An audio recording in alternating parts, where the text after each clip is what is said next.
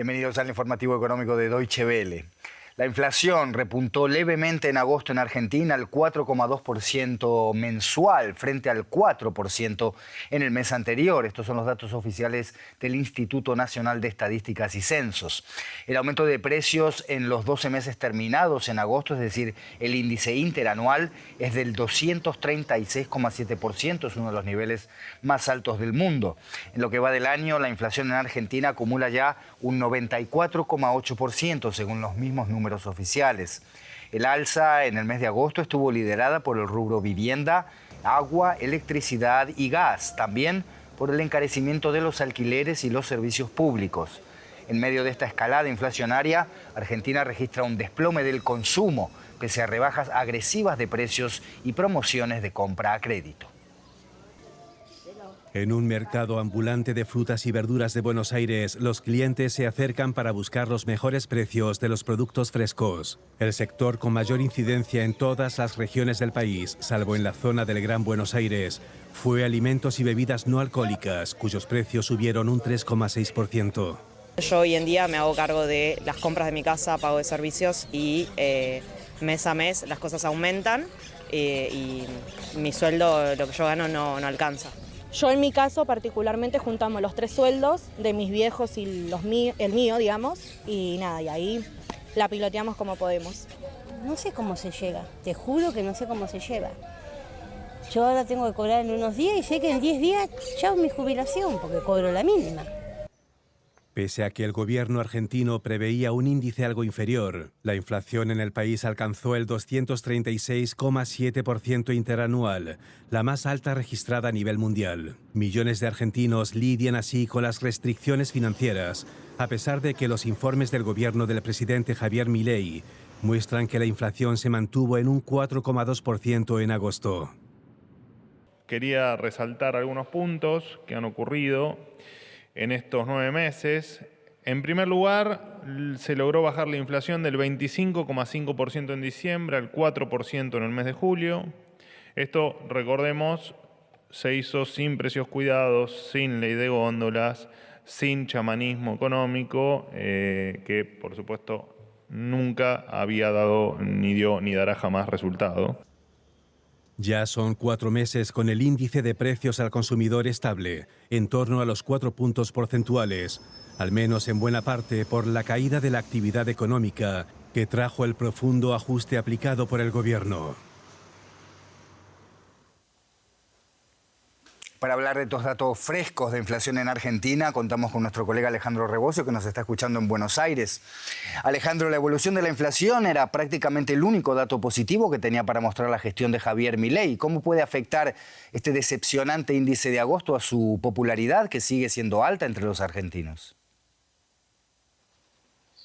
Así es, hasta ahora las encuestas marcaban que Javier Milei mantenía el apoyo del 55% de los argentinos, prácticamente la misma cantidad de gente que lo había votado en el balotaje en noviembre pasado. Había esperanza de que había que pasar un ajuste para después sacar a Argentina adelante. Pero también esas encuestas marcan que cada vez hay más dudas sobre el futuro económico ante el aumento del desempleo, y también la gente nota cuando va aquí al supermercado que los precios siguen aumentando, que aumentan también fuerte las tarifas de luz, de gas, de agua, de teléfono o transporte público. Y por eso cuando uno va a visitar los barrios pobres y habla con la gente que va a los comedores a comer porque no tiene otro recurso, o con los obreros despedidos de fábrica, se encuentra que empieza a haber algunos arrepentidos de haber votado a Milei. Lo que no aparece es un líder opositor que capitalice ese descontento, así como el año pasado Milei capitalizó el descontento con la clase política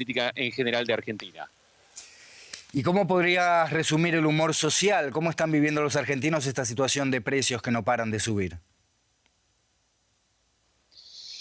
El humor social obviamente está deteriorado. Según la Universidad Católica Argentina, la pobreza llega al 52%, se acerca al 57% récord de la crisis argentina de 2002. El desempleo aumentó, según datos oficiales, en el primer trimestre de 2024, del 5,7 al 7,7%.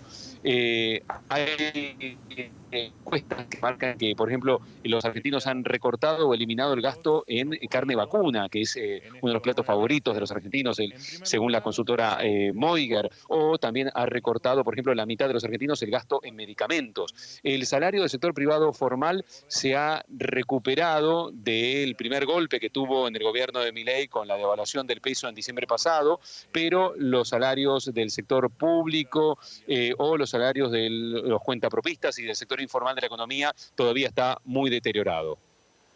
Alejandro Rebocio en Buenos Aires, gracias por estas informaciones. Hasta cualquier momento. Gracias a ustedes. Seguimos ahora hablando de inflación, pero en Estados Unidos la del mes de agosto fue la más baja desde febrero de 2021. Los precios al consumidor retrocedieron enérgicamente desde el 2,9% en julio hasta el 2,5% en agosto. Es el nivel más bajo en 3 años y medio. El costo de comprar y alquilar una vivienda fue el principal motor de la inflación, al igual que en la Argentina.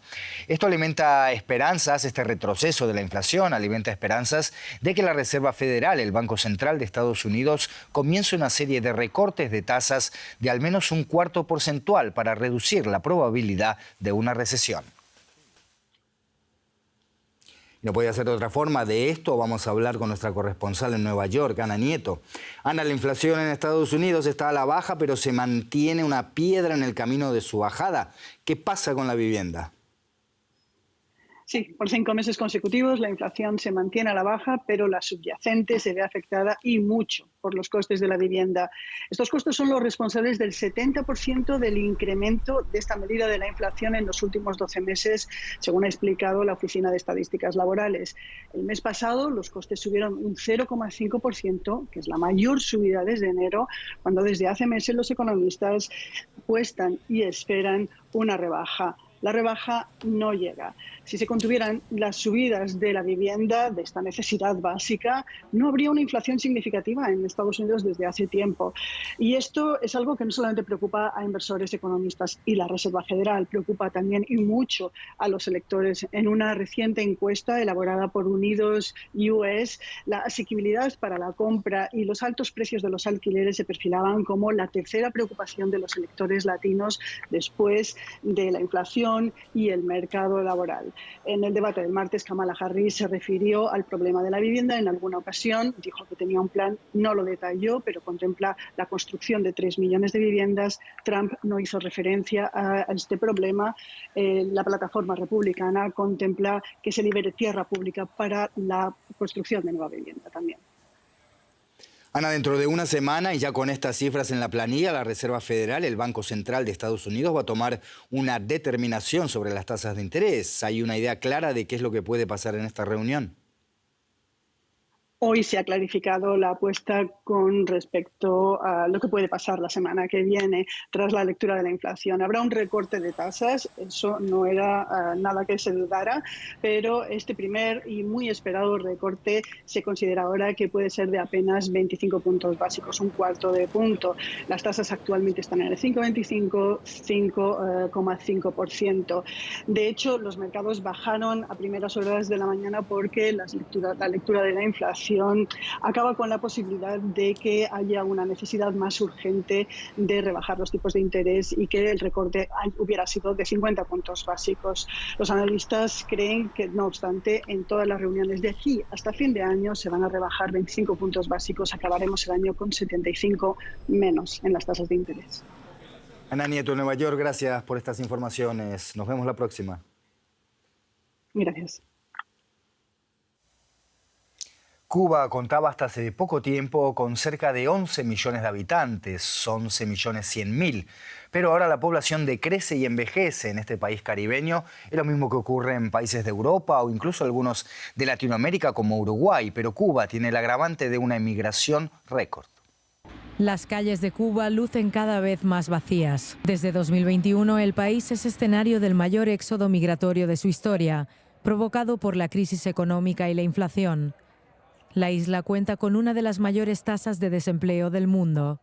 La población de la isla está disminuyendo, con estimaciones que van desde el 10% en 2020 a casi el 20% en los últimos 2 años. Dimos unas cifras al final del 31 de diciembre del año 2023 de 10.055.968 habitantes.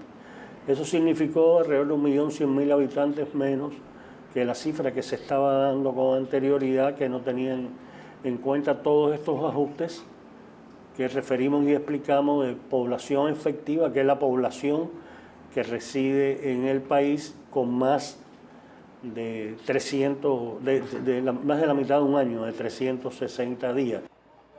Pero también otros factores contribuyeron a esta estampida migratoria, como las sanciones económicas de la administración Trump o la pandemia del COVID-19, que obligó a cerrar las fronteras del país, afectando al sector del turismo. Ante la falta de perspectivas, la gente joven y apta para trabajar se va. En el caso de la población a nivel nacional, este es un vaciamiento que se produce sobre todo en los últimos años, digamos 2020 hacia acá,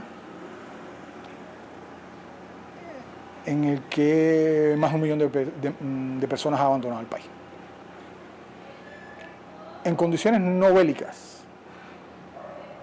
Hay países donde esto ha ocurrido, pero han estado en condiciones bélicas. Y efectivamente, cuando esas condiciones bélicas desaparecen, las poblaciones tienden a retornar a sus lugares de origen. En el caso cubano se produce en condiciones no bélicas y la población que se va no retorna. Datos oficiales han mostrado durante décadas que las tasas de natalidad también han disminuido drásticamente en la isla. En Cuba ahora más del 25% de la población tiene 60 años o más, una carga cada vez mayor para el sistema de atención médica gratuita del país y su economía. Bueno, si tenés ganas, no te olvides de dejarnos tus comentarios. Nos vemos la próxima.